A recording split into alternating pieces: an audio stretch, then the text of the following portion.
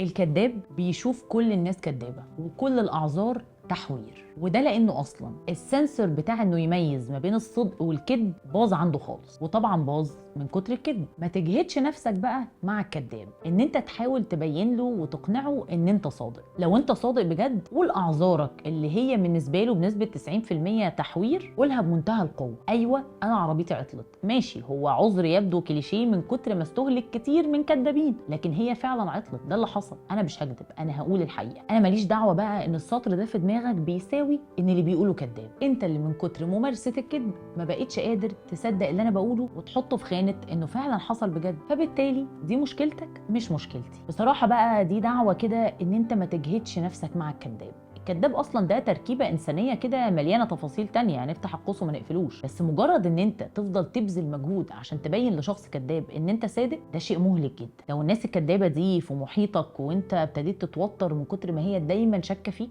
حاول على قد ما تقدر لو هي علاقات ينفع تنسحب منها انك تنسحب فورا. ويهمني جدا كده اعرف منكم في الكومنتات علاقات فعلا انسحبتوا منها مع اشخاص كذابين من كتر ما ارهقوكوا ان انتوا طول الوقت لازم تبرروا حاجات هي منطقيه جدا، بس هو عشان الحساس عنده اللي بيفرز الصدق من الكذب بايظ، دايما حاططكم تحت ضغط.